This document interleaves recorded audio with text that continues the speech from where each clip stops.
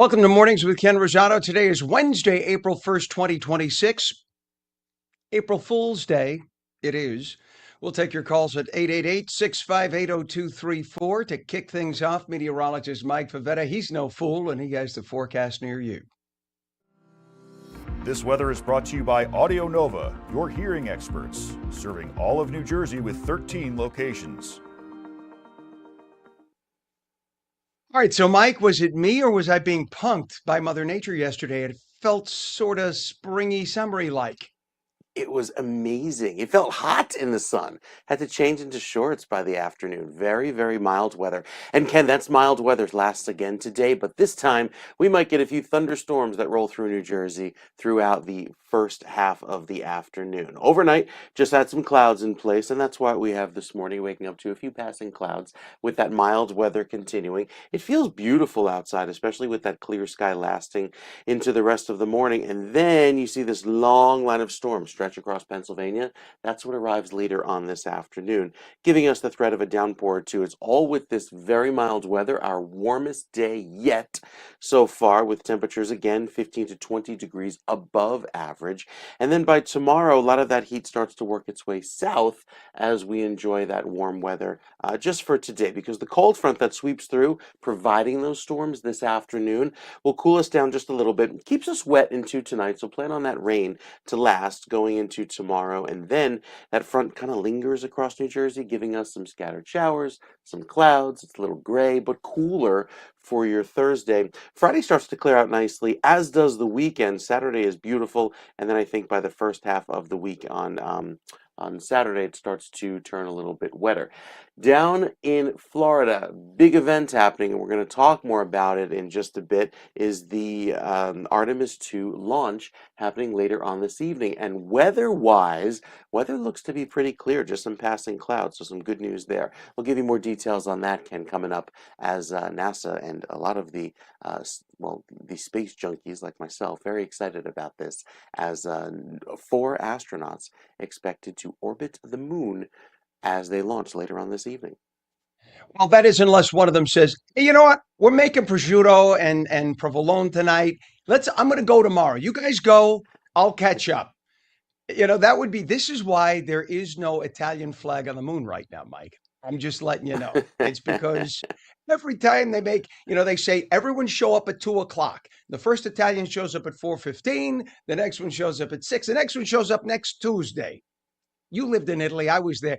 This is the way it is. I'm sorry. It's our people. This is why they had to design and invent an espresso machine for the International Space Station, because the 3 Italians that were up there were like, no, no, no, no, no, I'm not doing this instant coffee bananas. It's not for me. And that's what we're best at.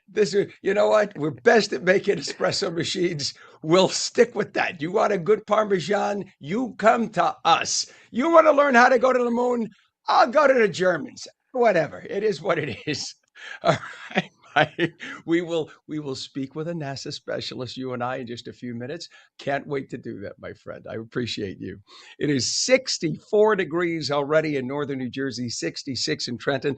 We look at the West Coast. Let me just make sure this temperature is updated, because I think it might be an old temperature, because it's showing it is significantly cooler there. Let's see. Yeah, night temp. Yep. It's right. 6. So it's officially warmer here in Jersey than it is in California right now, folks. Again, 64 northern New Jersey, 66 Trenton. It is 60 in both Los Angeles and San Diego. To our friends at ONLACA, come over here if you want warmth. We got it. In terms of our crashes, and we got a lot of those right now. Let's go over to I-80. We have a crash investigation on I-80, both directions near exit 30, Howard Boulevard, Roxbury Township, all lanes closed westbound. So Pam is telling me that they're stopping people at the mall, which is an exit before, and I guess telling them not to get on because of what they're going to encounter. So they're getting them off on 15 in order to avoid what is to come, because I-80 is, again, closed from a class. You said, Pam, you saw a big crash last night? Oh, there was a car fire. All right, so there was a car fire in 80. Don't know if that's connected, but it was in the same vicinity. They're saying a crash investigation, I-80, both directions east of exit 30, Howard Boulevard, Roxbury Township, all lanes closed westbound. one left lane closed eastbound. Try to avoid I-80 in that area at all costs. That's near the sinkhole area where the sinkholes were. Okay. We have another issue. This is on the Turnpike, Western Spur southbound, south of interchange 15W Kearney. 2 left lanes blocked. 2-mile delay. Crash with injuries. Route 10 eastbound, vicinity of Pier Place in Denville. The left lane is closed. We also have a water main break. Route 22 eastbound. pardon me, east of Route 577, Springfield Ave in Springfield. The right lane of 2 lanes and the right shoulder are closed. And then we have restrictions again at the airports because most of their long-term parking facilities are booked. So if you're driving yourself to any of the area airports, make sure you have a reserved space. Go online, reserve it yourself. It takes 2 seconds to do. And then you won't be missing your flight because you couldn't get a parking space. On the West Coast right now, we have a traffic collision in South LA on Holmes Avenue, 11717 Holmes. Another collision in Central LA on the 10 at South Central. And we have a traffic collision in West Valley on the 405 by the 101. So if you're in that direction, please watch out for that. Let's go back, if we could, to the East Coast. Let's show the Hudson River crossings. Lincoln and Holland both reporting 25 minutes across. The GWB right now is 35 minutes. Take a look at the upper and lower levels. Already pretty heavy upper on the right, lower on the left. It is now 6 minutes past the hour. President Trump will deliver an address to the nation 9 o'clock tonight, Eastern time, regarding an important update on Iran. Yesterday, Trump said that he foresees an end to the war within maybe 2 weeks. Iran's nuclear ambitions and military destroyed. Its regime effectively changed. Iranian current president Masoud Pezeshkian said that he is ready to end the war, but is asking for some guarantees. One of the things he wants is that the U.S. will guarantee they won't attack them again. Well, you don't start putting aside nuclear weaponry and we won't attack you. As for reopening the Hormuz Strait, remember, that was not part of our mission. We don't rely on the Hormuz Strait for our own oil. And being that the NATO allies, I put in air quotes, told us to go pound dirt when we asked to take off from our own military bases in France and Britain and Italy and Spain. So a message to all those nations from President Trump, those nations who denied us help during the conflict. If you need oil that comes through the Strait of Hormuz, you're on your own. Come fight to reopen the strait yourself. We'll be leaving very soon, and if France or some other country wants to get oil or gas, they'll go up through the strait and the Hormuz Strait. They'll go right up there and they'll be able to fend for themselves. I think it'll be very safe, actually, but we have nothing to do with that. What happens in the strait, we're not going to have anything to do with, because these countries, China will go up and they'll fuel up their beautiful ships and they'll leave and they'll take care of themselves. There's no reason for us to do it. We hit them hard. We got rid of a lot of the radicalized lunatics along the strait. But if they want something, but I would say that within 2 weeks, maybe 3. U.S. airstrikes using bunker buster bombs destroyed massive stores of Iranian missiles along with the factories where they were built. Stocks rocketed higher yesterday after President Trump said the conflict with Iraq would likely be done in just a few weeks, and the Iranian president announced his country had the necessary will to end the fighting, lifting hopes that a resolution is in sight. The comments prompted a surge in U.S. equities, with the Dow finishing up 2.5%, S&P 500 rose 2.9%, the Nasdaq gained a stronger 3.8% as mega cap tech stocks jumped. President Trump said that he spoke with Tiger Woods since the golfer's DUI arrest and said that Woods told him he lives a life of pain from all his previous injuries. Tiger Woods had 2 hydrocodone pills in his pocket when he was arrested for DUI in Florida. An arrest affidavit reveals that he claimed his cell phone and radio were distracting him before his rollover crash on Jupiter Island. When officers searched Woods, they discovered those 2 white pills inside his left pocket. Pants pocket. They were marked M367, which is hydrocodone.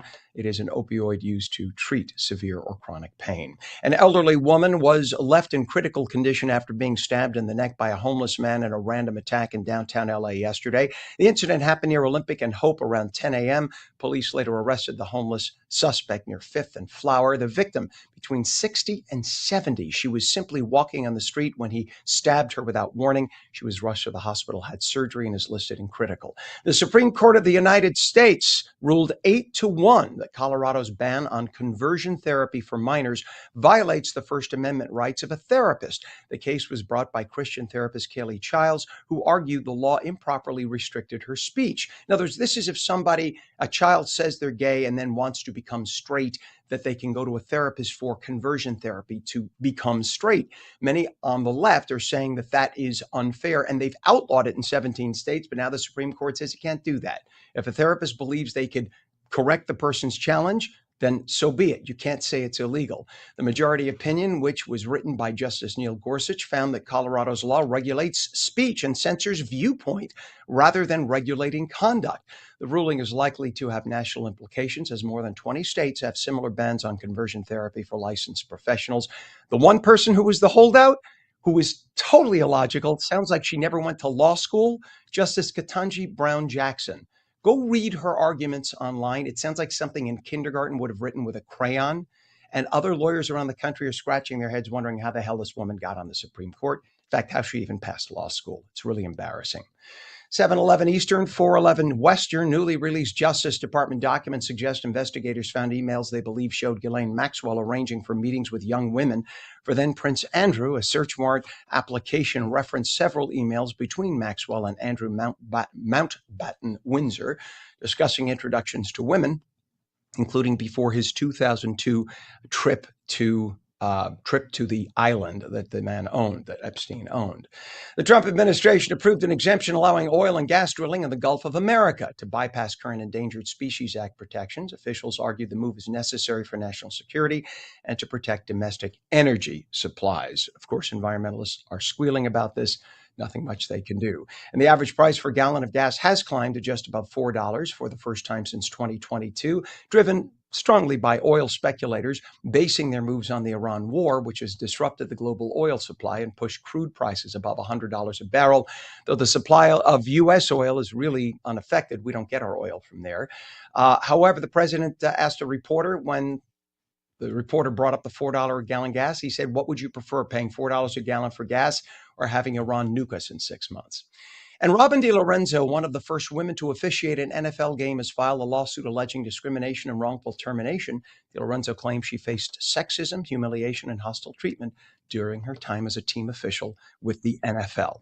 It is 13 minutes past the hour. When we return, the Artemis II rocket launch is slated to happen later today. We'll speak with an official from NASA about how the astronauts are spending their time before the launch. We're back in 2 minutes.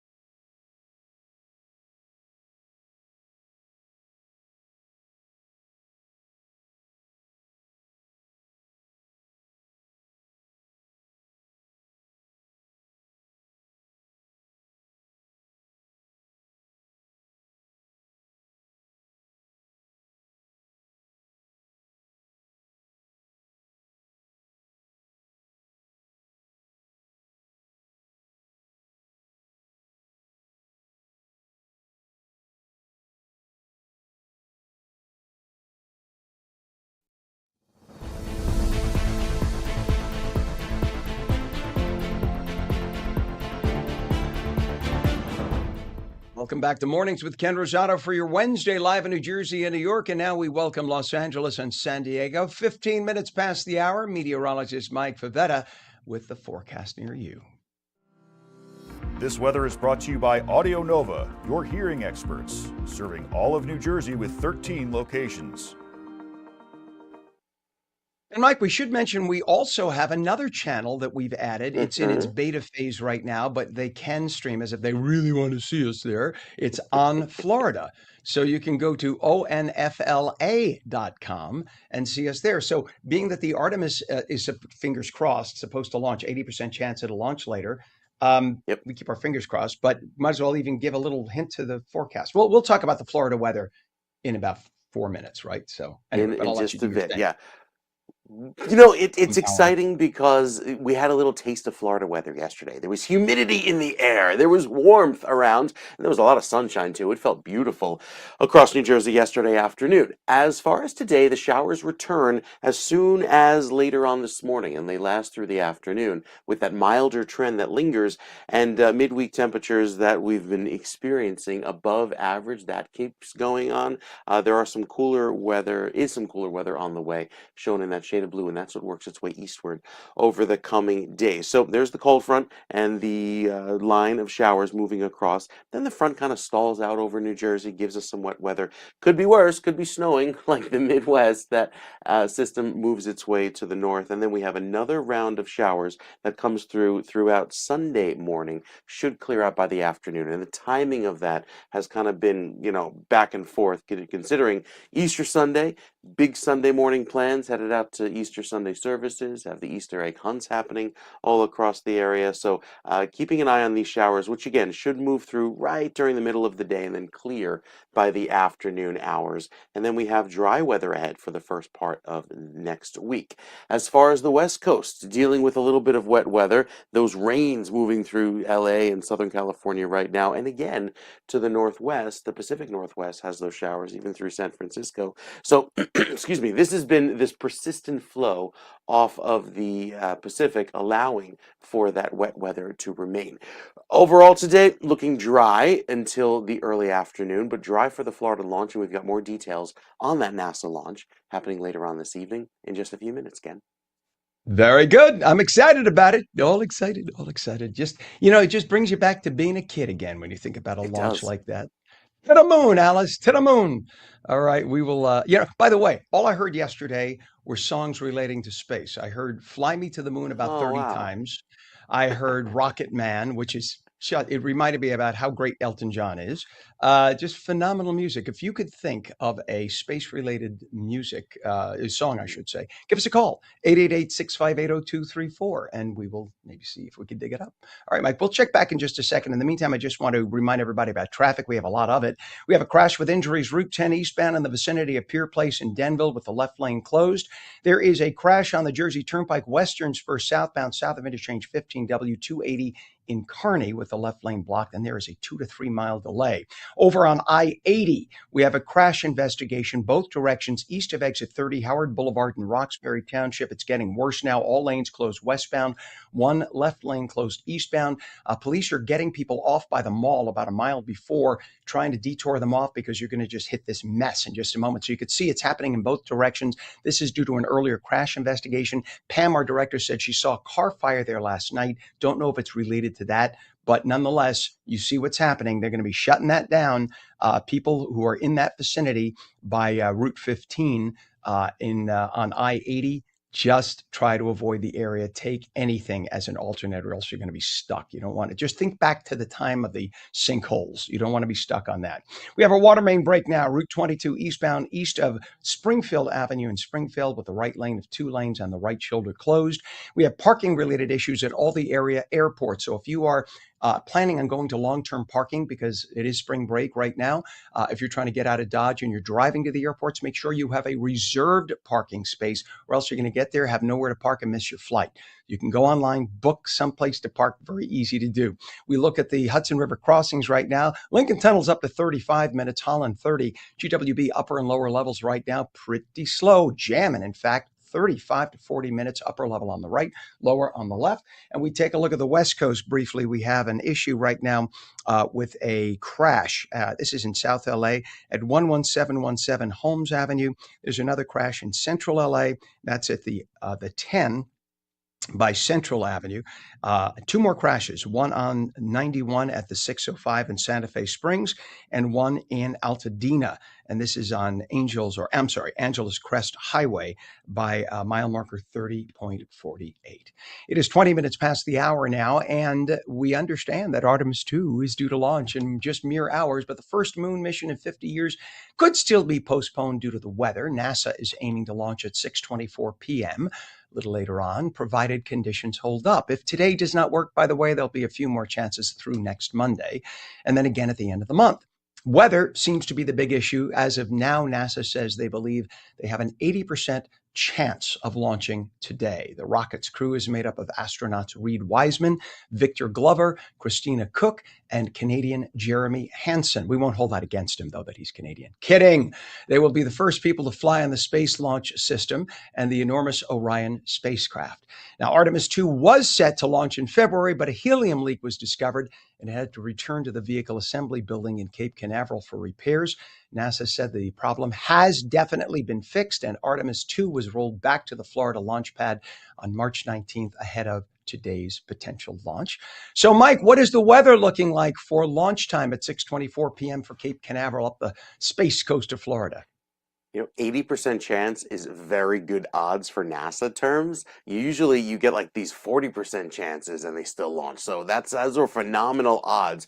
Later on this evening, the weather looks pretty fantastic, actually. So with a 78-degree high at 6:24 p.m., that's when the launch window opens. It may not happen right on the money at 6:24 p.m. They have 2 hours. It's a 2-hour duration window that goes until about 8:30, where if they have to pause the countdown clock for whatever reason or delay for, to maybe check some systems, which is very much typically the case when you have a large new rocket. Remember, this is only launched without people before. That's something to keep an eye on. So the issue of the storms today is this flow across the Cape Canaveral, across the peninsula there, working in off of the Atlantic. That may cause a few storms early afternoon. It shouldn't impact the fueling operations. Remember the fueling operations take hours long. I think they've already started. And then later on this evening, closer to 6 o'clock, should get a few breaks in the clouds there. Clouds should not impact it. It's the big thunderstorm clouds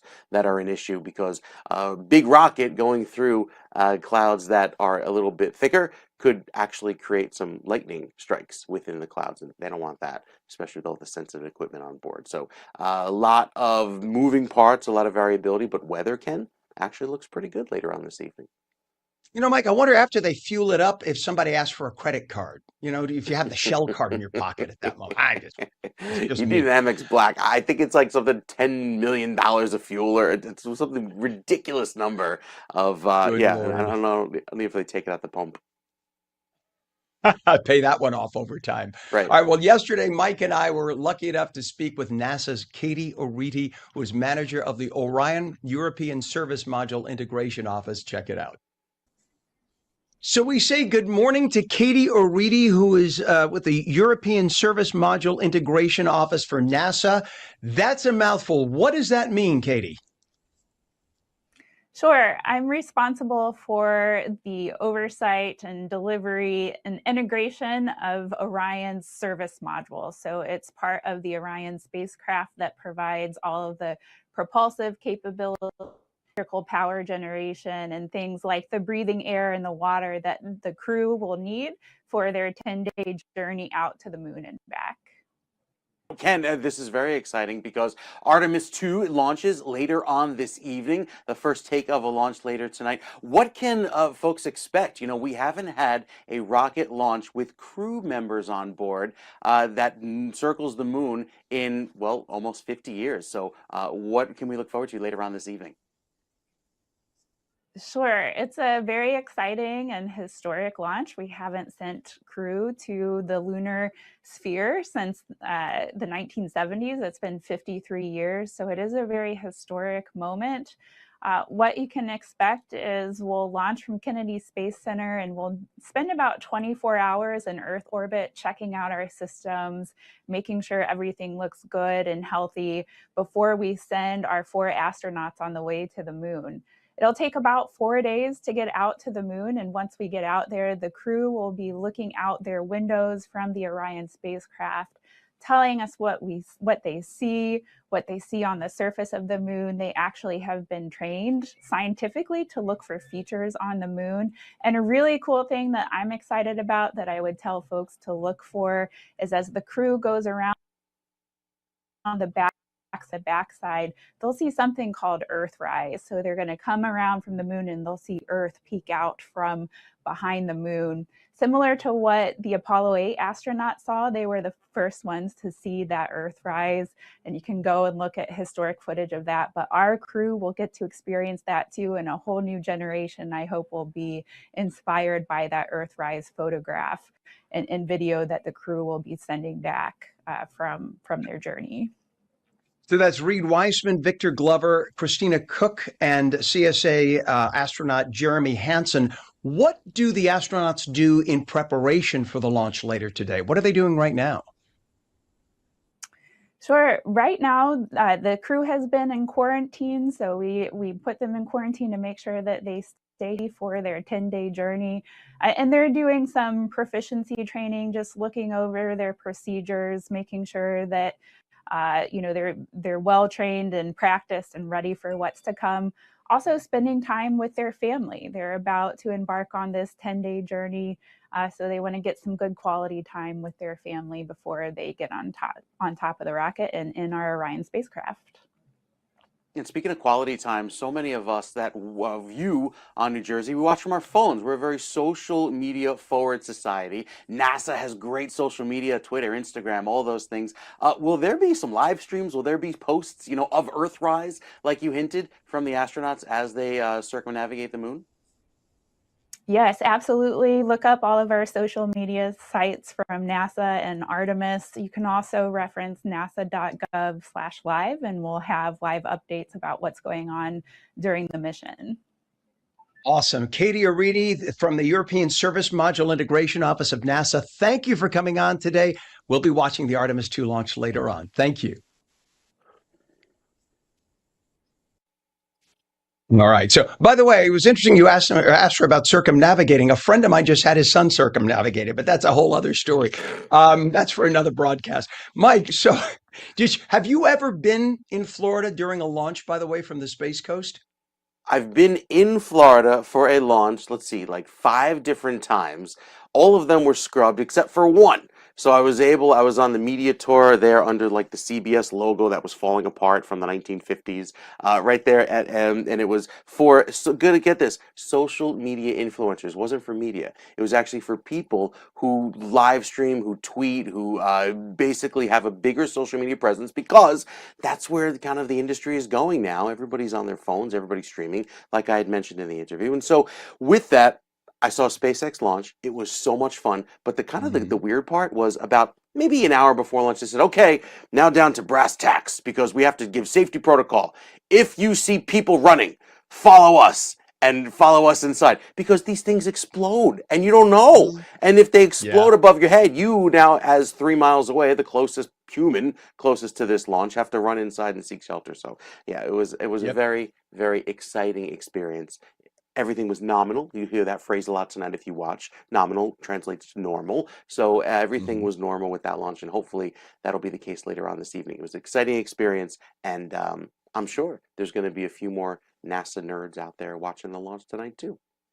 300,000 moving parts, by the way. So what could possibly go wrong? I actually watched on their YouTube channel, on NASA's YouTube channel, a documentary last night, and they were talking about the 300,000 parts. And I thought, who keeps count of that? There's like a little guy named Ned with a pocket protector. 200,001. I got it right here. Wait, give me another light bulb. It's on the shelf on the right. It's just amazing that they're able to put that together and make it work, Yeah. and it works well, that Hmm. precisely.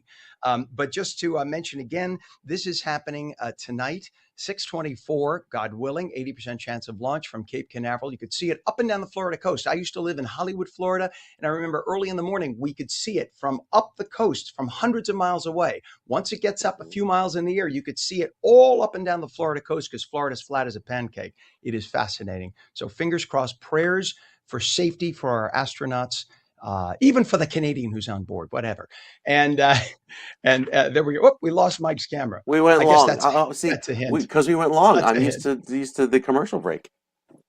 All right, we will be back in just 2 minutes with more on New Jersey and on LACA, and also now on FLA in Florida. Be right back.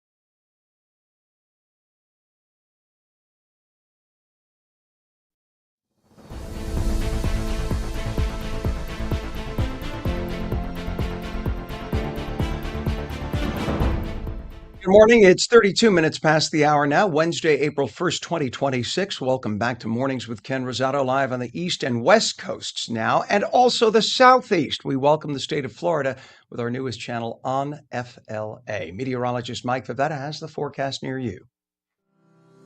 This weather is brought to you by Audio Nova, your hearing experts, serving all of New Jersey with 13 locations. And Mike, before I go to you, I would be remiss if I didn't mention in just a moment, we're going to have a new study out of Rutgers Health shedding light on how families view the food choices around them. When you hear this, it's amazing. Like, when do Wow. people choose the chicken nugget for the kids and when don't they, and why? Yeah. So we have a professor who's going to be coming on, and it's just an amazing study that she authored. So anyway, I'm sorry. So we're hoping for nice weather for the launch of the Artemis 2 tonight at 6:24. Yep, but here in New Jersey, I think we'll have a little bit of wet weather move in, even down toward LA. Southern California has some of that wet weather this morning as well.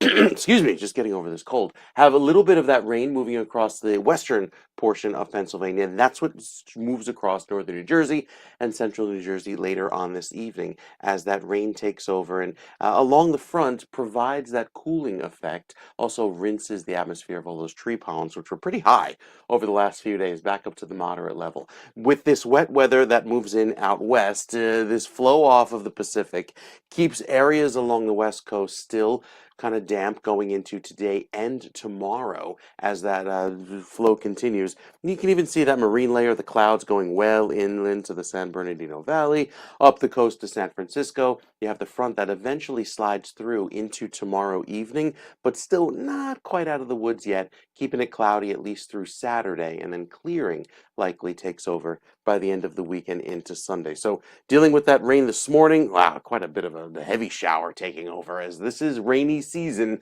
there for Southern California, as those showers keep on moving eastward through the course of this morning, and then eventually clearing out by the afternoon. And it's really that wet weather that takes over for most of the country for the rest of this week. We'll talk more about those higher rain chances, Ken, coming up in the next few minutes.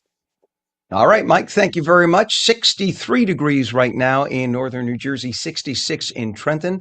It is 75 degrees on the Florida coast. We go to the West Coast, 60 degrees in Los Angeles, 61 in San Diego. We're going to have to start doing we're going to have multiple boxes now as we keep adding channels to the network. This is fascinating. It is 35 minutes past the hour now, and a new study out of Rutgers Health, published by the Centers for Disease Control and Prevention, is shedding light on how families view the food choices around them, especially in underserved communities. Researchers in Newark found that something as simple as giving parents cameras to document their surroundings led to a powerful shift in how they think about ultra-processed foods and their impact on children. Can you give your kid a chicken nugget every now and then? Sure. But do you do it every day? You shouldn't. Dr. Pamela Rothplatz-Puglia is a professor and lead researcher on the project. Good morning, Dr. Puglia. It's good to have you on. Good morning. Thank you for having me. I appreciate it. Well, I am far from being a professor, but I went online and read chunks of your study last night and was fascinated. And by the way, I just want to share with everybody, when you go to the Centers for Disease Control and you read like the length, it is, correct me if I'm wrong, the REACH project, full formal title, Dismantling the U.S. Social Norm of the Kids' Food Archetype that includes ultra-processed foods such as chicken nuggets and fries in the Newark, New Jersey community. Did I get it right? Yeah, that was the project name. That was the funding project title, but the paper's title was much more concise. Yes. Yes. Yes. But it's fascinating. So just talk about the approach. You gave people in areas that might be food challenged or food insecure or in poor areas or in urban areas, and you put cameras there. And what happened in the approach to food and how they looked at ultra processed foods when that happened, Doctor? Yeah. So we intentionally, we wanted to work in Newark because it's such a vibrant community, and we partnered with Leaguer's Head Start centers, and the idea was, largely related to, we wanted learning theory and reducing cognitive load. And when people have a camera in their hand, they are actively learning. And if you think about it, in your sort of our busy lives, it's hard to take a moment. But if you have a camera in your hand, you're in that moment, and you're processing what you're looking at. And so the idea was to help provide a way for a natural way for people to have more active observation skills, to provide them with those tools and an opportunity to do that, to assess their neighborhoods and the food and the local foodscape or food environment. So in other words, if you're in a rush and you just slap any dish on the table, you forget about it the next second. But if you're actively standing there or sitting there with a camera, as you're focusing the camera on the food, that entire time you're thinking about what you're doing. Do I kind of have that right? Yes. So think about it. If people particularly people who have young children, and if they're shopping with young children, it's very, very difficult to be in the moment because you're balancing so many different things at once. And we all lead these very busy lives, and we do all these things automatically. When we go to the grocery store, we shop. Sometimes we're in a rush. We just but so providing people with the camera and this opportunity to provide data about their own neighborhood, created it. So it created them with this vehicle to be able to view the world, in a little bit, to take a minute to take a breath and actually look at it and think about what our kids are seeing in our communities. And we have so many urban nutritional food deserts. They go by different names, but where you could go for miles or blocks, certainly at least, where you don't have fresh produce being sold or the basics for good natural home cooked meals. And instead you have fast food, fast food, fast food. And you have parents who might be working two jobs to take care of their kids. And then what do? I guess we're not saying here that the occasional ultra processed meal we all go with, but when that becomes Sure. the norm, this is a real challenge. And we look at why kids in Europe don't have certain allergies. And then we're feeding kids in certain areas nothing but processed foods. I mean, there's a good way to draw a correlation there. Yeah, yeah. So, that's sort of the impetus for this project, is that we've been basically socializing ourselves to eat ultra processed food. So for a very long time, there's this social norm around it's okay to feed children ultra processed food. So in any context where I've spoken with in any demographic area, resourced, under resourced, crossing racial ethnic boundaries, if I ask people when you hear kids food, what does that mean to you? In every setting, someone has said chicken nuggets, French fries, things like that, in every single setting. So we've normalized this. We think it's normal to feed our children ultra processed food, and then we expect them to become healthy eaters as we grow. So we are essentially socializing our children to eat ultra processed foods, and that makes no sense. It really doesn't make any sense. So this project is kind of a direct strike against that, this concept that it's normal to eat ultra processed food. And that's exactly what happened. It was just incredible, is because in the beginning, so we distributed, this took place over a period of time, a few months. So moms were provided with the cameras. And at first, when we talked to them about the photos that they took, and that's really where this rich information came from, were these discussions about the photographs. At first, they were focused on, sort of things that we all focus on, how time constraints, how it's picky eating, kids picky eating, things that we expect of mothers of young children to talk about. But then they started to notice this, exactly what you just said. Like they submitted a series of photographs of driving down the street, and there were 5 fast food restaurants and maybe one place that they could pick up something that's healthy. But they began to say, why is that? Why couldn't I find anything to and why is it that I have to take 2 buses to get to a grocery store that that takes my WIC checks and has fresh foods and things like that. They started to question it, and they started to really look at, actually conduct little experiments in their communities. And one mom said, turned her children loose. She had 4 kids in the market, and she wanted to see what they gravitated towards first. And every single child chose a colorfully packaged, ultra processed food, with character driven. Another mom decided to sit in a wheelchair to see what their children see. So she was at the same height, and she took 40 photographs of advertising directly targeting kids in the grocery store. And so it really became, they just, their kids are shadowed by these ultra processed foods, and it's very difficult for families in that kind of context. That would be difficult anywhere, but especially in an area where they don't have the choices available. Only because we're out of time now, Doctor, I have to ask you for a website, because I would love for everyone to read more. And listen, it's a long study, but it's legible, even to the common person. Yes. So what is the website for more information, Doctor? Sure. So the CDC's the article that's published by Preventing Chronic Disease is goodness. I'm sorry, I didn't. It's One okay. second. I actually had it up here. I had it. I should have. It's like I'm baiting you, and I should have brought it up myself and told you. But they could also go to Rutgers Health, right?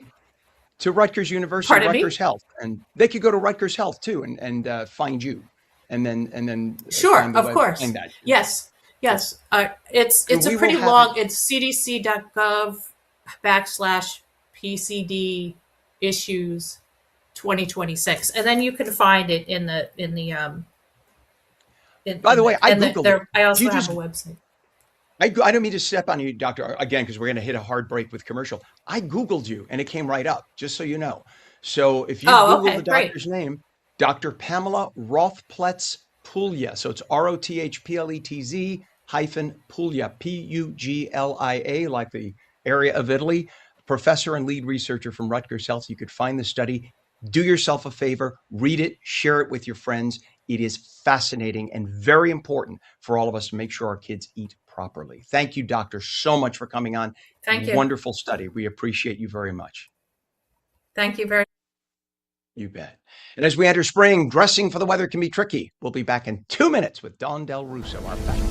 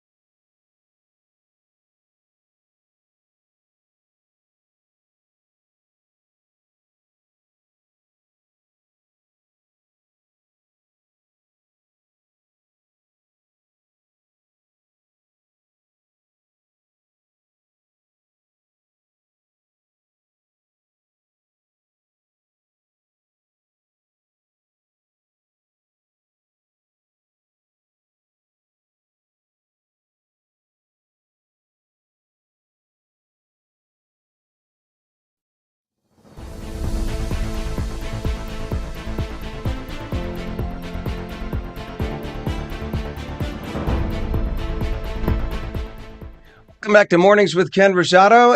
We will take your calls at 888-658-0234. And meteorologist Mike Favetta has the forecast for your city. This weather is brought to you by Audio Nova, your hearing experts, serving all of New Jersey with 13 locations. All right, Mike, it was mild yesterday. Another day like that today here? I think we have another mild day, but this time features rain. Yesterday, we kind of got through the afternoon relatively dry. It's these showers that are lining up off to our west that are making a run for New Jersey. So rain boots are in the offing, even if you're waking up right now in Southern California. Have some showers that have been pounding the area throughout the overnight. Very unusual, but Not for this time of year. It is their rainy season. For the rest of the week, that wet weather moves eastward and LA starts to dry out, but the East Coast starts to see some more rainfall into the weekend. And then you have some of these snows there up in the Midwest that continue as it goes, as we all know, in Minnesota from winter to summer in just a flick of a switch. So still featuring those snow showers there for at least the next few days heading into Good Friday. Then for Saturday, you see that line of showers move across New Jersey and head eastward. That should clear out by Sunday afternoon. So the Easter egg hunts likely dry. The zoomed in view here showing a lot of that rain sticking around for today, even across southern New Jersey by this evening. We get another mild day tomorrow, clearing briefly for the Stations of the Cross Friday afternoon. And then for Saturday, have another line of showers that moves in, but should exit quickly by Sunday afternoon. It's the warming trend that takes us into the next few weeks here across the most of the country, and drier weather as well, as that dry weather starts to move eastward for the first 2 weeks in April. So looking warmer, looking drier, Ken. Nice way to kick off April and to kick off spring. Amen to that. It's nice to hear you mention, as a former Catholic priest here, that you mentioned Stations of the Cross. That's if you are Catholic or even an Anglican, the High Church Anglicans do it, even the High Church Lutherans. It's a fascinating thing because it takes you through, for people wondering what Stations of the Cross, it takes you through the entire Passion of Christ, from when he was condemned to the march to Golgotha, the hanging, the giving up of his spirit. So it is literally the story of the Passion, the Paschal Triduum, all in 14 or 15, depending on which church you're in. Plaques on the wall. If you ever walk into a Catholic church and you see those plaques built into the wall, that is a reminder of all the steps that led to the death and then ultimately, as we celebrate next Sunday, the resurrection of Jesus Christ. So glad you mentioned it. It's good to point that out. If you're not Christian or not Catholic, it's okay. Just thank you for indulging us for a moment. But hopefully, I say because a lot of areas have them outside, walking Stations of Yes, the they Cross, do. and when they're outside, you got to make sure the weather's appropriate, specifically with all this rain in the forecast. I say this because my mother-in-law has been texting me every day. What's the weather for Friday? What's the weather for Friday? We jokingly call her Mother Superior, so she's got to be sure. She's And by the way, I am now 58 years old. There is not a Good Friday that I don't weep like a baby through the process. You can go there thinking, I'm not going to cry. I know the story. You'll cry. It is when you think about it, you could put the religiosity aside. I don't care if you don't think about it from a religious perspective. Think about it as a human being, and it will get you every time. Thinking about what a person who was all human and all divine, we believe as Catholics, went through. And it gets you every time. I'm cracking already. Anyway, I better stop. Thank you so much, Mike. We appreciate it. And thank you for that extra bit of the forecast. We definitely appreciate that. All right, buddy. It is 65 degrees right now in northern New Jersey, 66 degrees in Trenton, and on the West Coast, it is 60 in Los Angeles, 60 also in San Diego, and 74 now on the Space Coast for the Artemis 2 launch coming up later today. Just a couple of quick traffic mentions. We have debris on the Jersey Turnpike Outer Roadway northbound south of interchange 8A Route 32 Monroe. Right lane is blocked there. On the Garden State, we have local lane southbound north of exit 109 now with a disabled vehicle. That's in Middletown. Right lane is blocked. 295 debris spill northbound at exit 25. And that is, that is by Delsey Drive in Westville. All lanes are closed now on I-80 crash investigation. Both directions, east of exit 30, Howard Boulevard, Roxbury. All lanes closed westbound. The left lane is closed eastbound. That's a mess right now. We have a crash on the Garden State southbound north of Vauxhall Road in Hillside. That's 141. Left lane is blocked, causing big problems there. And there is a water main break. Route 22 eastbound by Springfield Avenue in Springfield, right lane and the right shoulder are closed. Hudson and River crossings right now. The Holland and Lincoln are both reporting 35 minutes over, or through, I should say, and the GWB over is now talking 40 minutes. You can see the upper level on the right is a little better, lower level on the left. On the West Coast, just to mention one issue that we have, and that is traffic collision in central LA on the 10 at South Central Avenue. Well, as we head into spring, getting dressed can feel a little tricky. Cool mornings, warmer afternoons, and everything in between. You don't know how to dress in the morning. The good news is you don't need a whole new wardrobe to make the transition. Fashion expert Don Del Russo of livetheglamour.com, that's glamour with an O-U-R, is here with simple, stylish ways to take your look from winter to spring with ease. Good morning, Don. Good to see you. Morning, Ken. Good to see you too. Great. Thank you for coming on as always at this time every week. What is the biggest mistake people make when they transition their wardrobe from winter to spring? I know it can be very confusing, and I think especially, in these places where the temperature could be really cold in the morning and then get so hot in the afternoon. And I honestly, we probably heard it time and time again, but layering is your best friend this time of the year. It's where you want to start. I think also everyone tends to like go into their closet and feel like they have to buy a whole new wardrobe, like you said, and it's really just about a good closet edit. So this is the time to get in there and look at the stuff that maybe is left over from last year, last season, and that you don't like wearing it anymore, it doesn't look good, get rid of it, clean that out. Bring in the stuff that you know you loved wearing, the pieces that were always your go-to, and start there. And then there's a little key to dressing that is called the half and half rule. So you want to take one piece from winter and one piece from spring. And that's the best way to think about how you're going to style your look in the morning. So you take the two different looks, bring them together. Maybe it was a cardigan sweater that you did wear or you've been wearing and you love. A simple white t-shirt, something with a short sleeve underneath pairs great. So if you want to take that cardigan off midday, you're good to go. I also love a good blazer or a trench coat. They are essential items, something that we really should have in the wardrobe as it is, because they're a good go-to piece. And a blazer always looks really nice, pulls a whole outfit together, but you don't have to worry that it's going to be too heavy this time of year either. That's perfect. And, being someone who lives in Florida half the year, I love wearing shorts. I'm wearing shorts right now. But the other day or yesterday, when it was like 78, 79 degrees, I wanted to wear shorts, but I was going to be inside. So I compromised, just like you said. I wore jeans. It was informal. I wore jeans, nice dressy jeans, nice jeans, not torn up. And I wore a polo shirt that was short sleeve. So I kind of compromised. That was the guy version of the edit and compromise warm and cold. What are some other easier ways to incorporate brighter or softer tones into your outfits now with the spring here?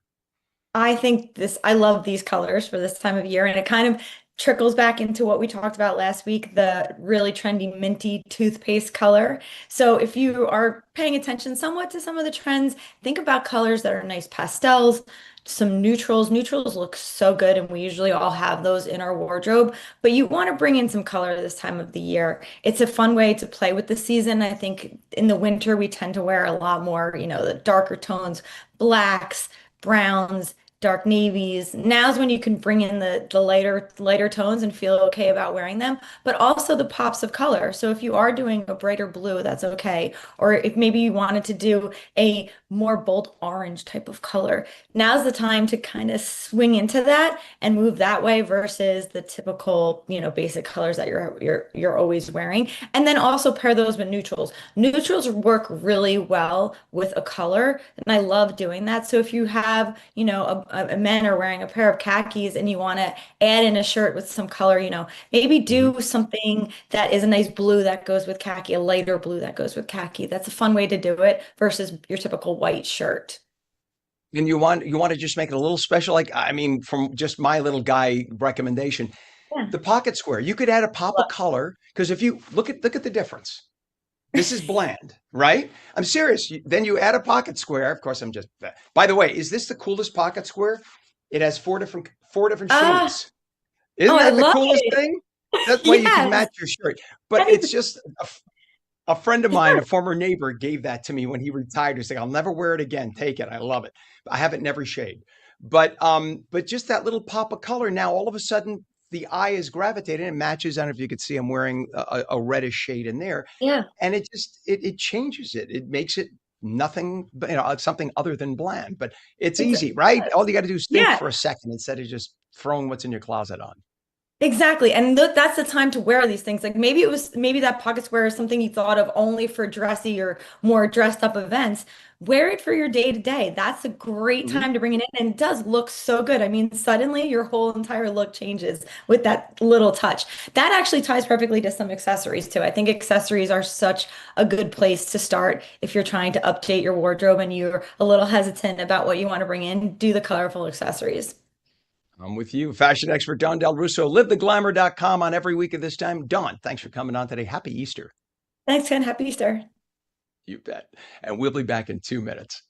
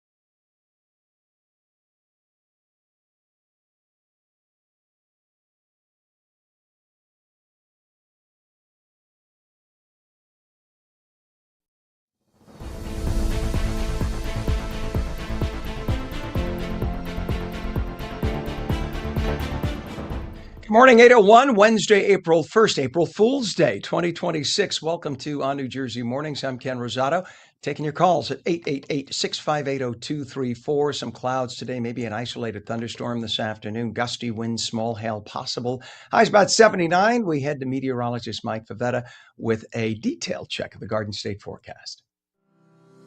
This weather is brought to you by Audio Nova, your hearing experts, serving all of New Jersey with 13 locations. All right.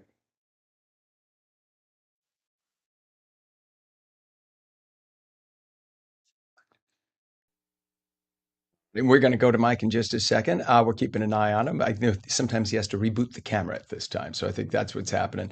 But in terms of the weather, it is going to be a little humid today, but you'll feel the spring kicking in. And now meteorologist Mike Favetta has the full and detailed Garden State forecast. So, Mike, are we gonna see some thunderstorms later today? Possible? We will, I think, across northern New Jersey. That's certainly part of the future cast. The weather is warm, right? And so anytime there's a little bit of that extra moisture in the air, extra energy, that helps to fuel these storms for later today. Look at that starting temperature of 70 degrees right now in Newark. That is a wake-up morning low for New Jersey. Very, very warm. Have to see if that actually broke a new record for April Fool's. So there's no fooling here with these temperatures that will start and stay very warm through this afternoon. Would you believe it's only 7 degrees warmer than this time yesterday? That's how warm it was yesterday morning by comparison. So that southwesterly breeze pushing in a very mild fetch of air. You already see some of these scattered showers off to our north overnight, but now with the sun helping to fuel some thunderstorms later today. Look at these Audio Nova locations this afternoon at the clinics up in northeastern New Jersey, there in Bergen County, from Montvale and Ramsey, and right down the shore through Homedale and back over toward Monroe. Yes, thunderstorms are in the forecast this afternoon. I think the morning is relatively dry, but you can see with the future cast, after we get through the morning with just a few scattered clouds and maybe a few sprinkles, most of the activity happens later on this evening, especially across southern New Jersey as that front pushes its way south.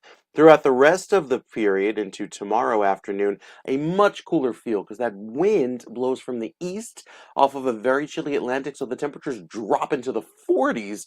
We're going to lose about 30 degrees just in the next 12 to 18 hours, so be prepared for that. It'll feel quite chilly, and then back in the 70s by Friday afternoon with that next wind shift. So it's almost like an early March feel where we get these big temperature swings in a matter of hours. Saturday afternoon warms up beautifully, climbing back into the 80s. That'll feel very nice. Obviously much cooler at the shore, holding in the 40s there, thanks to the chilly Atlantic.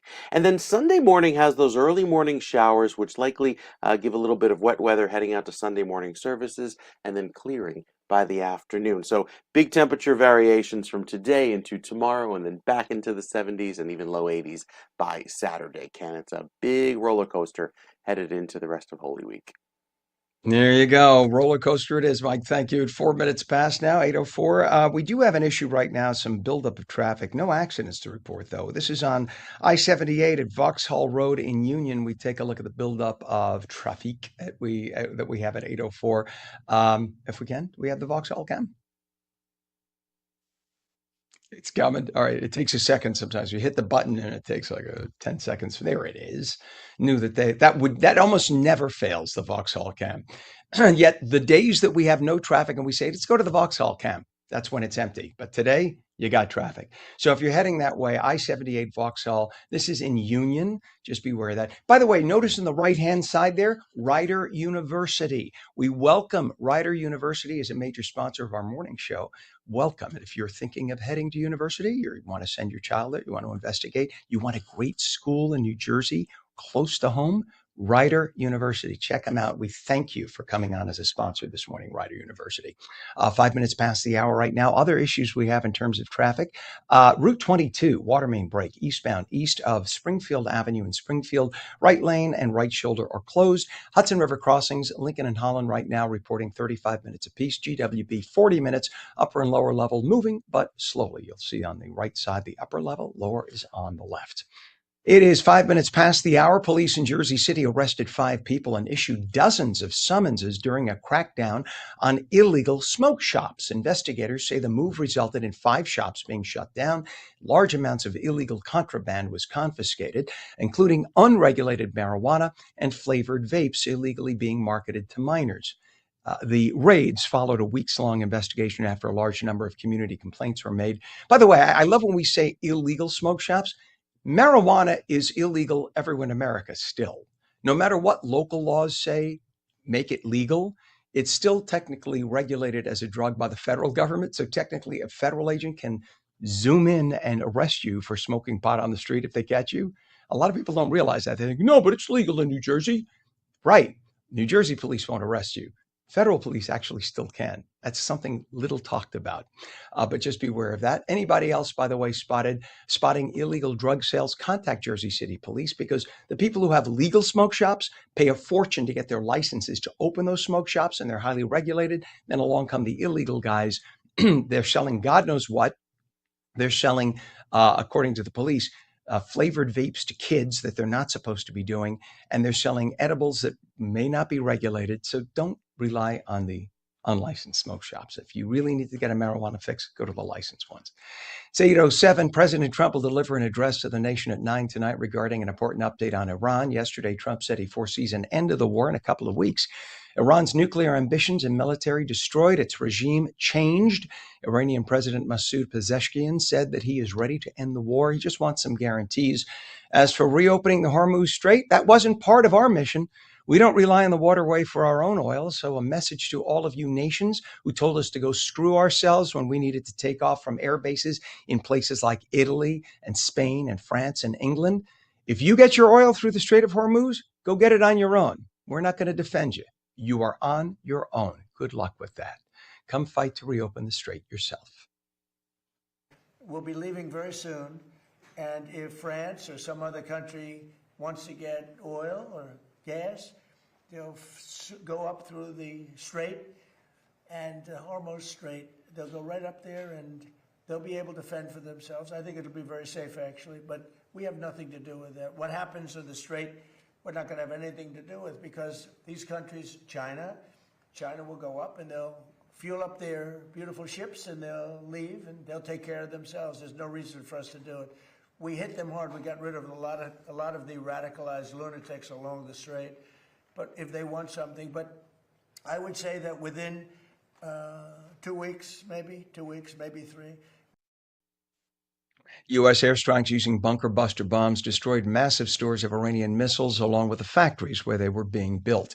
And stocks rocketed higher yesterday after Trump said that the conflict would likely be done in a few weeks. The Iranian president announced that the country would probably go along with it, lifting hopes that a resolution is in the near future. The comments prompted a surge in U.S. equities. The Dow finished up 2.5%.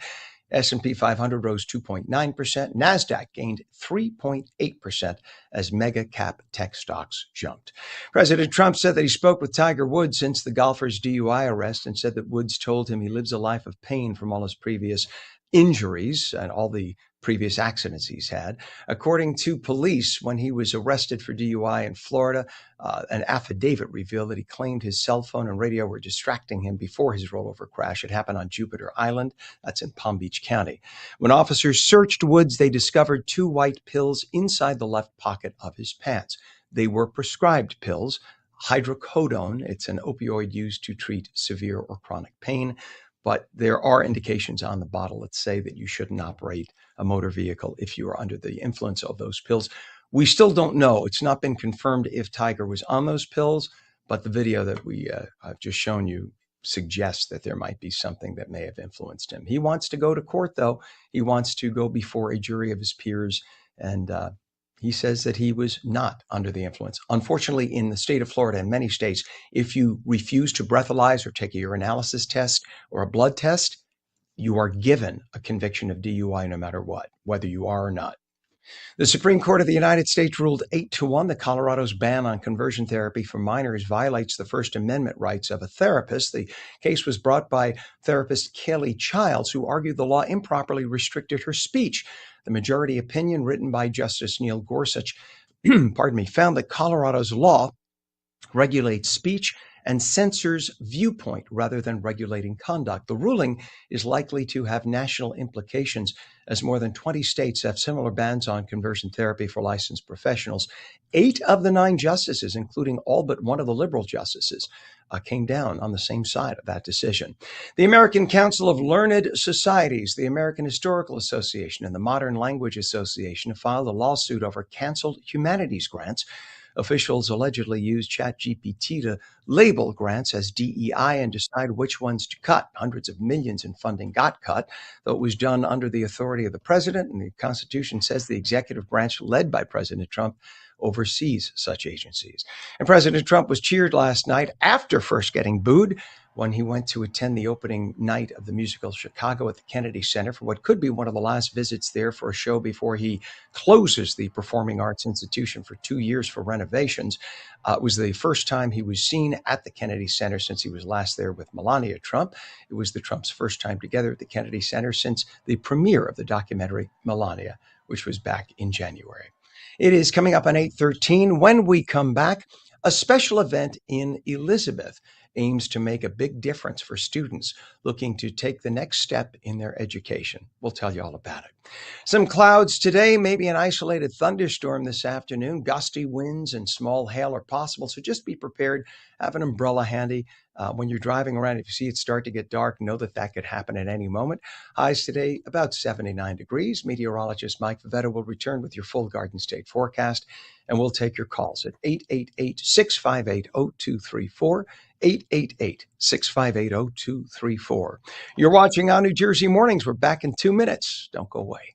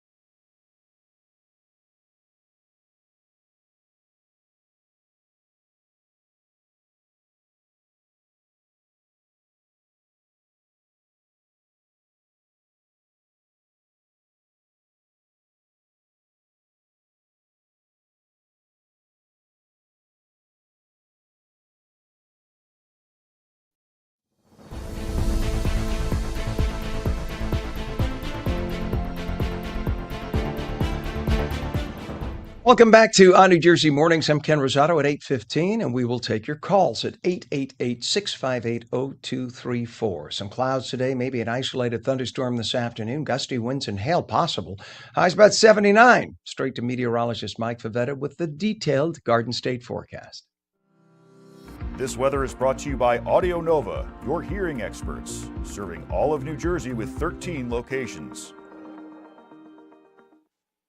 So just wherever you go today, be prepared, right? Mike, bring an umbrella, and just in case you see it get dark, seek a covering, a safe covering. And I don't mean a tree. No, that's true because there are Never. thunderstorms likely with these showers that come through this afternoon. Very spring-like, right? Nothing severe, but something to let you know that spring is certainly here across New Jersey. You've got the daffodils, the tulips, they're all blooming. The crocuses in the front of the house look very pretty this morning. You can thank a lot of that rain and, of course, the warm weather for that. Also, the longer daylight hours. Have a little bit of those gusty winds later on this evening, especially across southern New Jersey, where those storms could intensify. The best chance of seeing them intensify to near severe limits, but probably no more than that. And then going into the next few days, primarily it's that southwesterly breeze that takes over, generally speaking, with the exception of tomorrow, because it does get chilly with the wind off of the water. More on that in just a bit. Here there are the storms lined up off to the west. It's along the cold front, which stretches right across the Midwest, and that's what gives us our higher rain chances over the next few days. So zoom on into New Jersey. You see those showers this afternoon and this evening. Now, while they clear out into tomorrow, have another quick chance late tomorrow night as a warm front moves by, clearing us for Friday afternoon, and with another lovely southerly breeze setting the stage for a beautiful finish to the day on Friday with clear sky, warm weather, back in the 70s. It'll take a while to get there, though. Most of the morning is rather cloudy.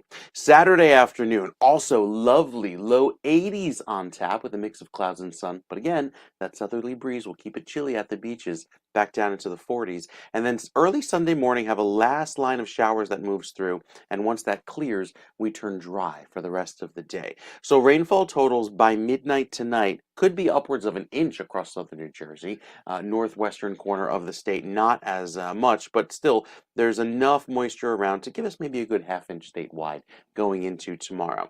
The long range shows that last round of showers exiting by Sunday afternoon, clearing us for Monday, another pretty day. And then into Tuesday, some cooler weather may actually bring some snow showers off to the north and west over the Great Lakes and even upstate. So our forecast certainly has a very spring-like feel to it. Oops, not the 7-day just yet. With the weather on Sunday morning starting wet, turns drier by the afternoon, but there will be a few showers around for Easter Sunday morning, Ken. I think the afternoon looking brighter and warmer.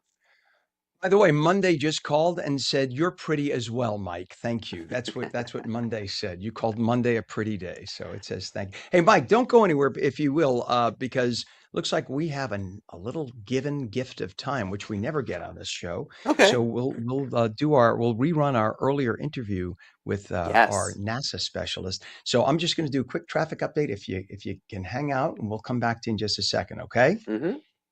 Thank you, Mike. All right, very good. So here's what we got. Just really fast, we have a crash investigation from an earlier incident that was on I-80. So they've reopened I-80, and that's in the vicinity of exit 30. So it is moving, but you might see it sporadically slow down because police are on the scene investigating an earlier incident. On Route 22, we have a water main break eastbound by Springfield Ave in Springfield with the right lane and right shoulder closed. Hudson River crossings, I should say. The Holland Tunnel right now is a best bet. It's about 25 minutes into Manhattan, although Route 139 is starting to build. The Lincoln Tunnel approach to the Helix is slowing down as well, but that's about 35 minutes in. And the GWB upper and lower levels were jammed before, jammed now. So you can see the upper level on the right, lower on the left, and we're being told it's 40 to 45 minutes into Manhattan. It's 8:20 right now, and now we bring back our friend Mike because we have a very special day today. Of course, the Artemis 2 is scheduled to launch in a matter of hours from now. That's right. And yesterday, you and I had the blessing and the benefit of talking with a specialist who works. Let's see, I want to make sure I get the proper title. She is Katie Oriti, the manager of the Orion European Service Module Integration Office. Imagine, hey, Mom, Dad, guess what my title is? It's like, that sounds great, dear. How much are they paying you? Hopefully a lot, because she's very smart.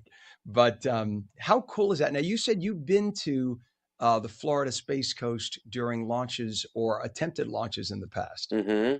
Yeah, so I grew up for the first 2 years of my life in Houston, so within a stone's throw of the Johnson Space Center. So as early as I could walk, I would be around Rocket Park, looking at all the rocket ships and very excited about that. And then yes, spending a lot of time in Central Florida as a kid down at the theme parks. Just a stone's throw is the Space Coast away, and I would go over there for the launches for the space shuttle at the time, all of which would have been, every single one was scrubbed, except for one when that was 8 years ago. It was a SpaceX launch, and got to do the whole media tour with the media access right down front row, where you are the closest possible to any launch. You're 3 miles away from the launch pad. So a very exciting and a very enthralling experience. And that's what a lot of folks are going to be looking at today, this time with crew and with a launch to the moon. Excellent. Sounds exciting. All right. Well, I know that having lived in Hollywood, Florida, and living now in Fort Lauderdale 2 times, I was privy to a launch. The first time was a NASA launch, and then the second time was actually one of the private launches, where I was sitting outside having dinner with some guests, and there was this big, what looked like a shooting star, but it lingered. I was like, that can't be a shooting star. And it's funny because in Florida, it happens so often that everybody's just sitting there. And there's this giant globe in the sky moving like that. And I'm like, why is nobody caring about it? Is this a UFO? And as it turns out, it was a launch of one of the 2 private. It was either X or one of the other Sure. ones. that was up there, and I'll find that video. We'll show it tomorrow. Well, something But I do similar have to the that video. happened yesterday. Floridians just take it in stride along the Space Coast. NASA was having a press conference about today's launch yesterday, and it was interrupted by a SpaceX launch. They had to pause because I of love the it. the, I the, love the it. building was shaking and the sonic boom. So it just goes to show they're making progress there. Very, very busy spaceport. Yes, indeed. Well, yesterday, Mike and I got to speak to this woman, Ms. Oriti from NASA. Take a look at it. So we say good morning to Katie Oriti, who is with the European Service Module Integration Office for NASA. That's a mouthful. What does that mean, Katie? Sure. I'm responsible for the oversight and delivery and integration of Orion's service module. So it's part of the Orion spacecraft that provides all of the propulsive capability, electrical power generation, and things like the breathing air and the water that the crew will need for their 10-day journey out to the moon and back. Ken, this is very exciting because Artemis 2 launches later on this evening. The first take of a launch later tonight. What can folks expect? You know, we haven't had a rocket launch with crew members on board that circles the moon in, well, almost 50 years. So what can we look forward to later on this evening? Sure. It's a very exciting and historic launch. We haven't sent crew to the lunar sphere since the 1970s. It's been 53 years. So it is a very historic moment. What you can expect is we'll launch from Kennedy Space Center and we'll spend about 24 hours in Earth orbit checking out our systems, making sure everything looks good and healthy before we send our 4 astronauts on the way to the moon. It'll take about 4 days to get out to the moon. And once we get out there, the crew will be looking out their windows from the Orion spacecraft, telling us what they see on the surface of the moon. They actually have been trained scientifically to look for features on the moon. And a really cool thing that I'm excited about that I would tell folks to look for is as the crew goes around the backside, they'll see something called Earthrise. So they're going to come around from the moon and they'll see Earth peek out from behind the moon. Similar to what the Apollo 8 astronauts saw, they were the first ones to see that Earthrise. And you can go and look at historic footage of that. But our crew will get to experience that too, and a whole new generation, I hope, will be inspired by that Earthrise photograph and video that the crew will be sending back from their journey. So that's Reed Weissman, Victor Glover, Christina Cook, and CSA astronaut Jeremy Hansen. What do the astronauts do in preparation for the launch later today? What are they doing right now? Sure. Right now, the crew has been in quarantine. So we put them in quarantine to make sure that they stay for their 10-day journey. And they're doing some proficiency training, just looking over their procedures, making sure that they're well trained and practiced and ready for what's to come. Also spending time with their family. They're about to embark on this 10-day journey.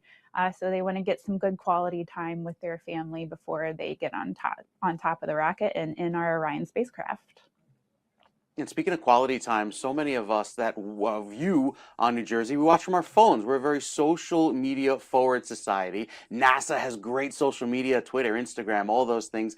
Will there be some live streams? Will there be posts, of Earthrise, like you hinted, from the astronauts as they circumnavigate the moon? Yes, absolutely. Look up all of our social media sites from NASA and Artemis. You can also reference nasa.gov/live, and we'll have live updates about what's going on during the mission. Awesome. Katie Oriti from the European Service Module Integration Office of NASA. Thank you for coming on today. We'll be watching the Artemis 2 launch later on. Thank you. Again, that launch time scheduled for 6:24 p.m. Eastern Daylight Time, so 6:24 this evening from Cape Canaveral. You can see it up and down the Florida coast. For those of you watching on our Florida channel, we've just added onfla.com on Florida. That's our newest addition to our network of on channels around the country. So it's good to have you all on. So you could watch there. We're going to, I'm sure, carry it live there. And of course, NASA TV will carry it as well. 6:24, the Artemis 2 launch historic as it swings around the dark side of the moon and back to eventually get us to the moon. We're going to eventually land, not this time, but with another Artemis mission. It is 8:27. A special event in Elizabeth is aiming to make a real difference for students looking to take the next step in their education. The Hasse Foundation has an upcoming sneaker ball, Lace Up to Lift Up. It's honoring local hometown heroes while raising critical funds for scholarships and college readiness programs. Curtis Myers Jr. is Deputy Executive Director of Hasse. Good morning, Curtis. Good morning, Ken. How are you? Good, thank you. We only got a couple of minutes, but I thought it was just too important not to get you on here. So give us a quick, brief history, please, of the foundation, if we could. Yes, the foundation was created a couple of years ago as one of our signature events in our gala to, just promote the educational initiatives and raise money for the educational initiatives of the Elizabeth Housing Authority.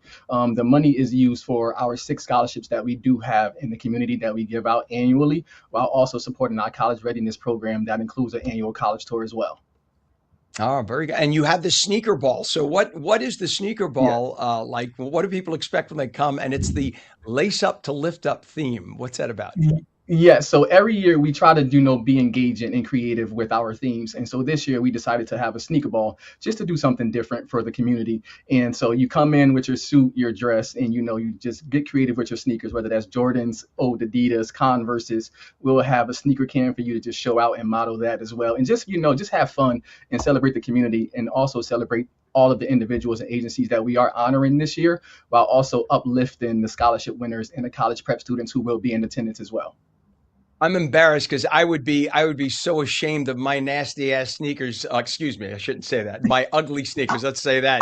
Because I have friends who You are call like them my a classic. brother. We will call them a classic, Ken. They will be a Okay, classic. I call them falling apart. That's what I call them. I really need some help with my sneaker assortment there. But you guys are honoring the gala honoring hometown heroes. So talk Yes. about who some of these individuals are and why it's so important. We need to recognize them. Yes, a lot of times, a lot of people don't get credit for being born and raised in Elizabeth and the work that they're doing in the community. And so we're honoring 2 individuals and 2 agencies who've been a long-standing pillar in the community. And so one is Antoine Nelson, who's a community mentor, and he's also a founder and director of the Antoine Foundation, and also Sons of Someone, which is a mentoring program within the city of Elizabeth. But he also does a lot of community service with social justice impacted youth throughout the state of New Jersey. He also was actually one of the pardoned individuals from the governor this year as well. And then the second individual is actually my father, Curtis Myers Sr.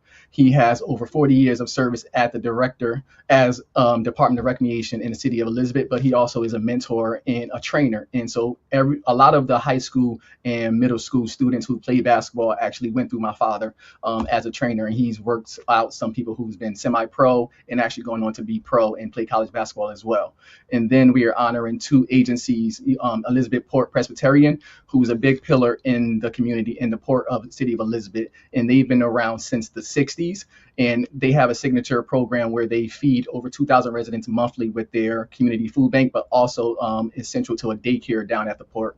And then lastly, the Amore Youth Little League, who's been around since the 70s. They have in service over 500 youth between the ages of 14 to 16 annually through baseball and softball, while also doing toy drives, turkey drives as well. So they really are giving back to the community. And we want to celebrate them and just uplift them as well, but also use the event to, publicize their work that they're doing and pretty much network and see what funds they can actually raise as well through our program.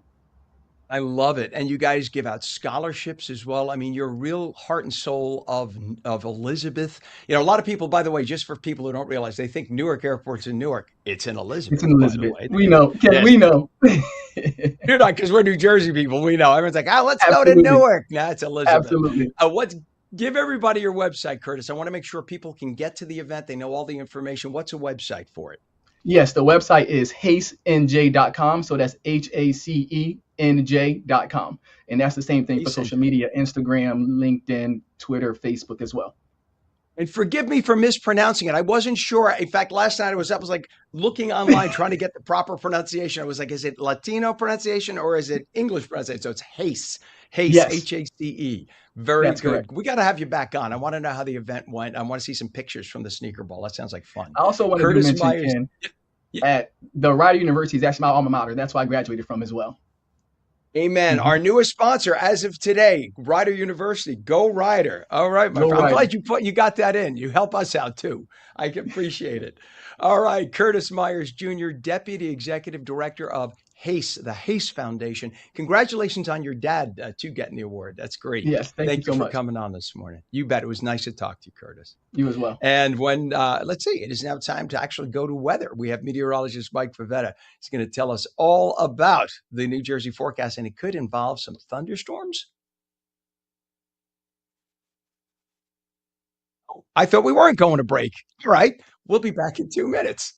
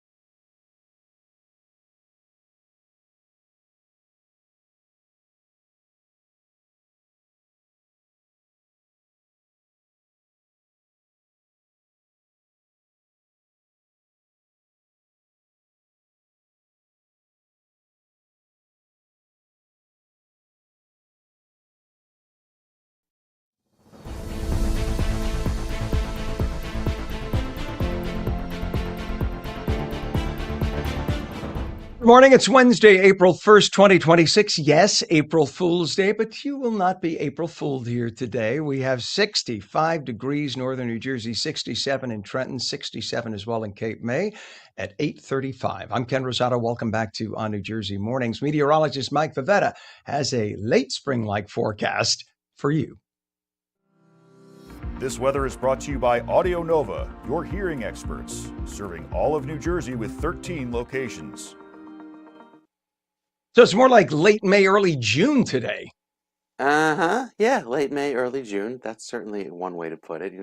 We've got so much mild weather. Can forecast for the next several days. You think, is this it? Are we done with winter? Well, there are a few cool afternoons ahead, specifically with that chill in the air down at the shore. Along the waterfront, it'll be markedly cooler, not just today, but specifically tomorrow, with that wind out of the east. Inland, though, easily making it into the low 80s, helping to fuel some late afternoon thunderstorms. So in addition to that, we have the summer-like storms and then the spring-like pollen with the tree pollen level back to the moderate level, so a little bit higher amounts there.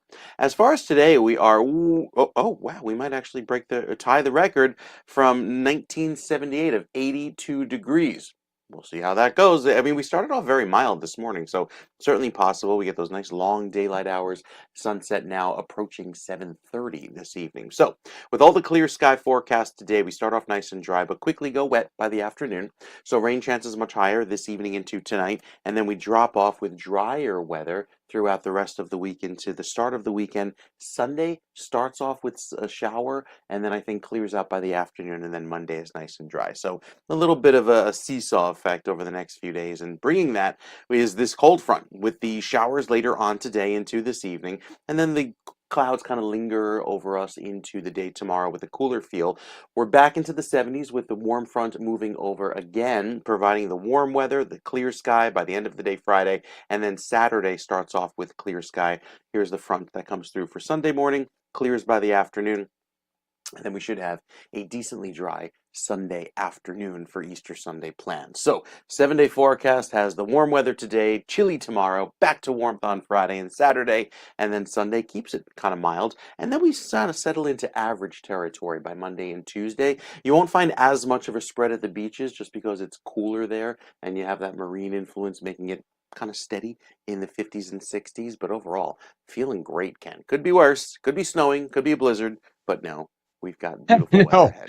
no, do not say that. Could be a blizzard. It is really nice to see 7. No, Pam. Pam, our director's like, go blizzard. No, Pam. No, no, no, no.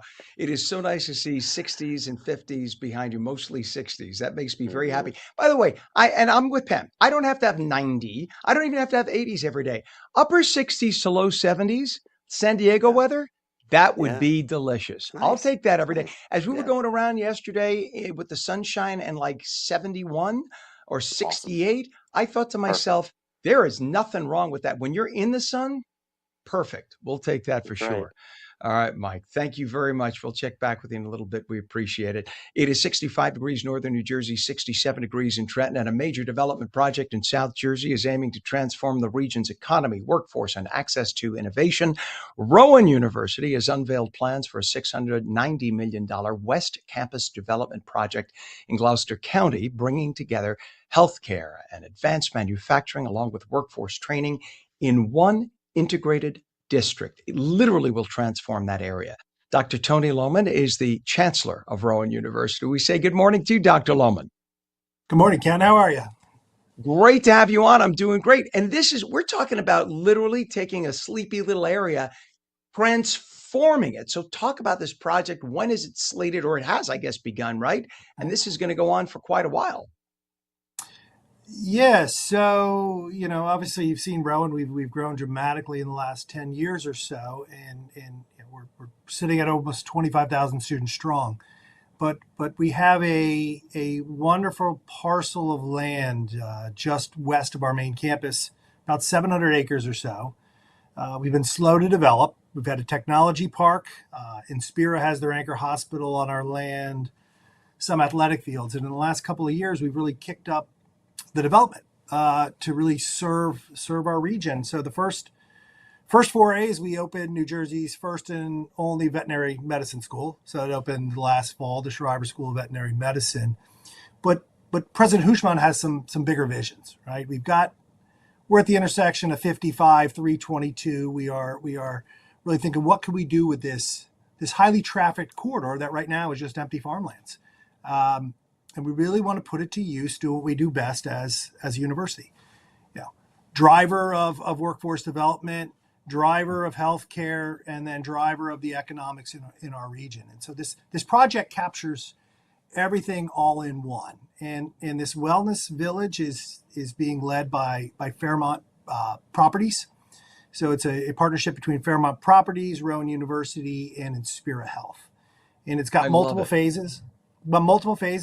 Central to it with our mission, number one, is to create a wellness district with clinical practices, with a university health system wellness partnership. Within that, you can have music therapy, pet therapy, art therapy, recreational therapy, walking trails. And then surrounding that will be multi-generational housing, ranging from market rate housing for families through townhomes, through senior living, and also assisted memory care living. So you really have the whole gamut of people living in there. And the beauty to the residents of the district, they'll have access to Rowan University program, access to athletic events, shows, therapy opportunities. So we really want to build this fantastic transformational district, focusing on wellness for our community and giving people kind of a home. And that would be on the south side. On the north side, we're looking at where can we drive development through innovation. The first foray into that is just a new facility we opened just 2 weeks ago. It's the Virtual Health College of Rowan University Life Sciences Research Facility. So it's a 50,000 square foot state of the art translational biomedical engineering research facility. Our faculty, our Virtua clinicians, and even clinicians from other healthcare systems that want to do research with Rowan have already begun moving in. So we see that. And adjacent to that, as part of this new district, is our Rowan Center for Advanced Manufacturing. So we do almost $30 million of research in advanced manufacturing annually. A lot of workforce development, partnerships in New Jersey MAP. And this new facility, which we hope would be the first of a whole series of buildings in the region, is going to be a pilot test scale facility for industry, training for Rowan University students in engineering and the sciences, training for county college students, apprentices through various trade unions. It'll be a plug and play lab, but it's not the manufacturing of old. This is digital, AI driven, building digital twins, all the stuff you read about AI in the future. This is going to be in this building. So this is you're creating. I have to cut you off only because we're out of time. We're going to go into a hard commercial. It's okay. You're proud of it, and I know it, and I love it. This is kind of creating a blue zone, if you will, of good health in that pocket of New Jersey. This is an exciting thing, and the people who live within 50 miles of that are very fortunate to have this happening. Yes. Doctor, what's a website for people to read more about this? So if you go to the Rowan main web page, one of our main stories right now that's running across our site is the story about the Wellness Village, linked to future information. Obviously, as various phases get through the approval process, more and more will be posted. So Doc, I got to cut you. Because the commercial is going to cut us off. Dr. Tony Lohman, Chancellor of Rowan University. Please keep us updated. Thanks for watching. Appreciate it. Thank you. We'll be back in 2 minutes, everybody.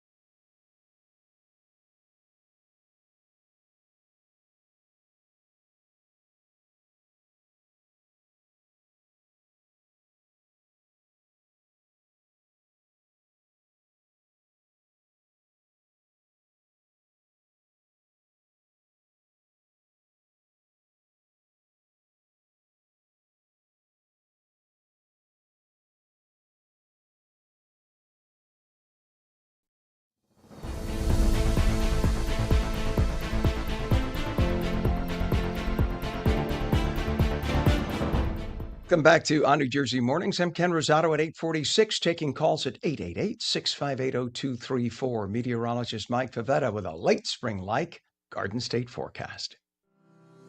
This weather is brought to you by Audio Nova, your hearing experts, serving all of New Jersey with 13 locations. All right, Mike, just about 9.5 hours for the Artemis 2 launch. So we keep our fingers crossed. Still, NASA's still given an 80% chance of launching, which is a good percentage. It's very good, and that's all on weather, but there's, like you said, 250,000 moving parts that go into these launches. So any deviation may cause a little bit of a delay, but it is a 2-hour wide launch window. Speaking of our weather here in New Jersey, we have some storms of our own later on this evening, and most of them happening across the driest parts of the state, down across southern New Jersey, where there's more than an inch of a rainfall deficit for Cape May over the last 30 days. You could pick up about an inch of rainfall later on this evening. And while the long-range drought still exists in the northwestern corner of the state, everybody sees some rain later on this evening, even for you up in Sussex, with a few of those showers happening around the lunchtime hour. Temperatures today climbing into the upper 70s for the rest of the state. The dry weather trend for the end of this month, the end of March into the middle of April, brings back a little bit of that drier feel, slightly below average rainfall. But it's the warm up that we're looking forward to, specifically through April 15th, tax day. Plenty of sunshine and warm weather ahead. And even with that, you see the trend here on the 7-day. Despite a little bit of a cool down tomorrow, we're back in the 70s, possibly even 80s by Friday and Saturday. Sunday starts to cool down into Monday and Tuesday, but overall, it's a dry start to next week with temperatures where they should be in the 50s and even going into the upper 40s by Wednesday. The shore points are a little bit cooler, maybe some clouds arriving by this time next week down the shore, and temperatures in the 40s, but this time of year at the shore, it's all based on the wind direction. That wind off of the water will keep it really chilly, especially inland could reach temperatures 30 degrees warmer. 30 degrees warmer. Yee, I'll take it anytime versus what we just had a week ago. All right, sir. Thank you very much, Mike. We'll catch you. I'm sure you and I will both be watching the Artemis 2 launch later today. So thank you, sir. And see you tomorrow otherwise. It is 8:48 right now. We have a temperature of 66 degrees northern New Jersey, 67 in Trenton, and 66 degrees in Cape May. It's 65 in Vineland.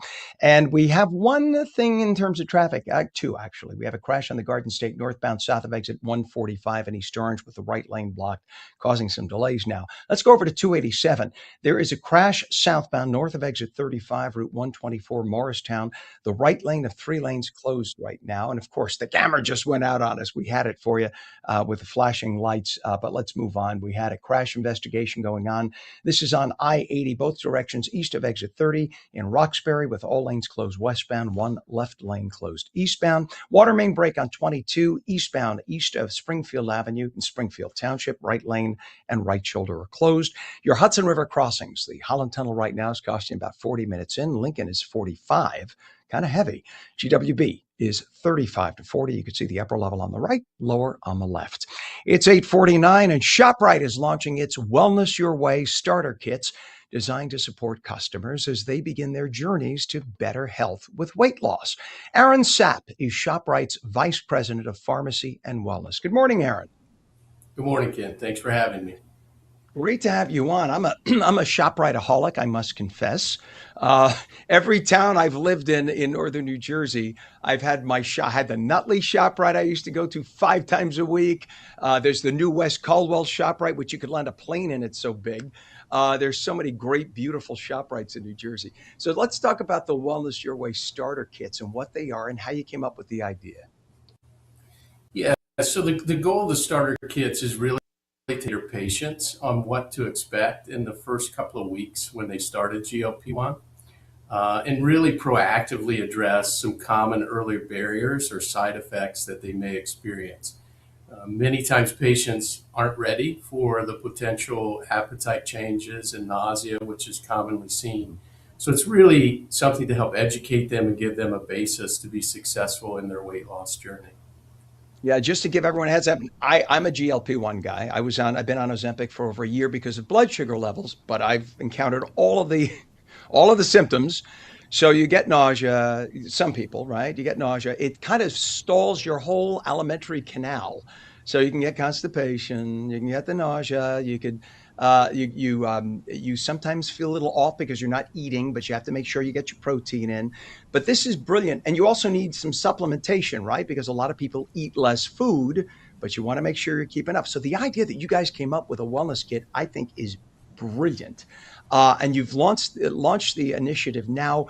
So What are the specifics? What are some of the things like they can get in terms of nausea that you have in that kit? Yeah, so the kit is what I call a wellness guide. And so for nausea, we have various things. We have a registered ShopRite dietitian that includes advice on protein intake, hydration, and simple lifestyle changes. It also gives you guides for recipes, simple recipes to change, your weekly meals, whether that's breakfast, lunch, and dinner. There's samples in the guide or kit that provides a protein shake, a hydration multiplier, collagen powder. These are some of the common items that you would use to offset some of the side effects that you called out, nausea and some other things. And then there's also coupons that really helps you to build and sustain the lifestyle changes that you need in order to be successful when you're attempting or trying to lose weight. And I too, I am on a GLP-1 for blood sugar, so I've experienced those same things. The good thing is the drug works really well, whether it's for blood sugar or weight loss. It is a wonder drug and is really catching on, and many, many more of our customers are going on those GLP-1 medications. Aaron, I don't understand. I've heard some people say, "Oh, I've been on it for months. It does nothing for me." I'm like, I'm on the 0.5. I've been on the 0.5 dose of Ozempic for a year, and I have to force myself to eat because I never want to eat. So I don't know about you, how it impacted you. I don't get it. And when people say it doesn't work, I guess everybody's body chemistry is different, but it is extremely effective, I think. And that's the baby dose. It goes up to 1.0 or 2.0 cc's per week, right? Correct. You're in the midline, so you're in the moderate dose, but certainly there are stronger doses that you can take, and that's one of the things to help educate our patients on, right? If you're not experiencing changes within your body over time, certainly you got to give it time, but there are additional doses, and typically your doctor will titrate you or start you on a low dose and then gradually increase that dose until you get the effect that that physician wants. And by the way, just speaking as a guy who used to be 360 pounds and now 180, I'm literally half my body weight, primarily from gastric bypass, but the last 40 pounds or so, without even trying, has been with the GLP-1. So there is a light at the end of the tunnel. If you think you can't lose weight, talk to your doctor. Don't do it online. Talk to your doctor, get a proper plan. ShopRite having registered dietitians, that's the way to go. Don't just follow some guy who says, I'm a nutritionist, because there are different parameters for a nutritionist. Dietitians are licensed, they're registered. Go to ShopRite and speak to one. I love the fact, by the way, and I don't know what different nausea medications people use. A cheap one that I find that works for me when you feel a little queasy from it, Nausine. Have you tried Nausine? It's basically just a numbing agent. Works like a charm, and it's only $5. You can get it at most pharmacies. I've seen it at my ShopRite locally, by the way. Yeah, and if any of our patients, customers, or anyone has questions about how to combat those side effects, please come in and talk to our pharmacist. That is why they're there. They'll help guide you through the OTC aisle, the over-the-counter products, and get you on the right medication that will help counter-effect that side effect. So please stop in and see your ShopRite pharmacist. And I think too many people think that the key to weight loss with this drug, when you feel nauseous, is just don't eat. The worst thing you can do, right? So while you're at ShopRite talking to the registered dietitian, ask them about what proper foods you should be eating. Go down and buy fish, buy lean chicken, buy lean cuts of meat, right? And make sure you get your dose of protein every day. Even if you feel like you're forcing that protein, talk to your doctor about it, talk to the dietitian. You need that protein, eggs, chicken, fish, because otherwise you get what's called Ozempic face. And we've all seen people that look like that. And that's not healthy. That's dangerous because it impacts your heart. It impacts your internal organs, right? So if you're going to lose weight, do it slowly, do it safely, do it healthfully. Go to your ShopRite, speak to your dietitian. Was it difficult for you when you first went on it? And I know you did it like me for blood sugar levels, Sure. but in terms of keeping that proper nutrition up. It wasn't super difficult. As you can tell, I'm a healthy eater, so I didn't have a problem. It was really shifting what I was consuming. Protein is key because you're 100% correct. You can get that Ozempic face where you start to lose muscle mass, And that's where the guide itself can help you, because it gives you the recipes. The coupons help drive you to those healthier alternatives, whether that's protein, produce, those types of things, to help combat being on a GLP-1 and then support you, right? Because your body needs the nutrition in order for you to feel good. And certainly when there's side effects of a medication, you don't want to feel weak because you're not eating correctly. So nutrition is a vital role in this journey, and let the guide take you to where you need to go.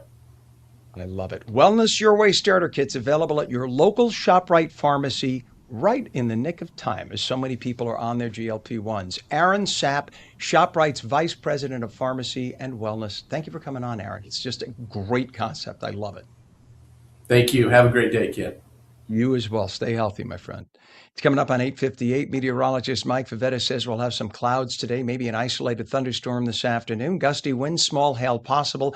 Highs around 79. Down in Florida, though, partly cloudy. The Artemis 2 launch starting at 6:24. That's when it's slated for later today. We'll get that on the air for you right here at ONNJ. And that's on New Jersey Mornings for Wednesday, April 1st. We'll see you again tomorrow morning, bright and early, starting at 7 a.m.